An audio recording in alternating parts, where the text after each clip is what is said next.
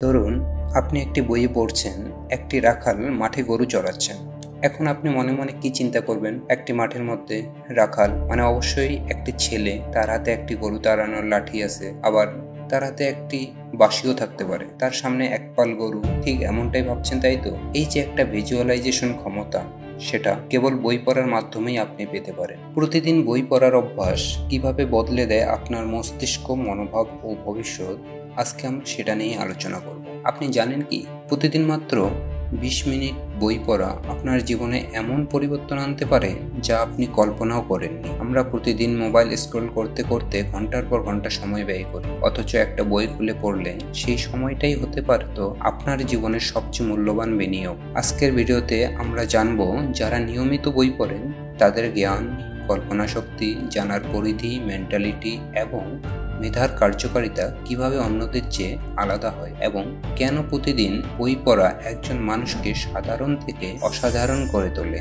যারা নিয়মিত বই পড়ে তারা কেবল পাঠ্যপুস্তকের মধ্যে সীমাবদ্ধ থাকে না। ইতিহাস, বিজ্ঞান, আত্ম উন্নয়ন, দর্শন, জীবনী, গল্প বা উপন্যাস সবকিছু মিলিয়ে একজন পাঠকের অভিজ্ঞতা হয়ে ওঠে হাজার মানুষের অভিজ্ঞতার সমষ্টি। আপনি হয়তো কখনো মিশরে যাননি, কিন্তু আপনি যদি মিশরের ইতিহাস নিয়ে বই পড়েন, আপনি মিশরের মাটির গন্ধ, ফারাউনের কাহিনী সব কল্পনায় দেখতে পারেন। যেসব শিশুরা নিয়মিত বই পড়ে তাদের শব্দ ভাণ্ডার এবং সাধারণ জ্ঞান তুলনামূলক অনেক বেশি সমৃদ্ধ হয়। যখন আমরা কোনো গল্প পড়ি বা তথ্য পড়ি, তখন আমাদের মস্তিষ্ক নিজের মতো করে সেই দৃশ্য কল্পনা করে। এই ভিজুয়ালাইজেশন স্কিল আমাদের শুধু কল্পনা বিলাসী বানায় না, বরং প্রবলেম সলভিং এবং ক্রিয়েটিভ থিঙ্কিং এ সহায়তা করে। MIT এবং হার্ভার্ড ইউনিভার্সিটির গবেষণায় দেখা গেছে, বই পড়া মানুষের মস্তিষ্কে ডিফল্ট মুড নেটওয়ার্ক সক্রিয় থাকে, যেটা আমাদের ভবিষ্যৎ কল্পনা, সিদ্ধান্ত গ্রহণ এবং আবেগ বোঝার ক্ষমতা বাড়ায়। প্রতিদিন বই পড়া আমাদের মনোভাবকে ধীরে ধীরে ইতিবাচক করে তোলে। আমরা শেখার আগ্রহী হয়ে উঠি, আরো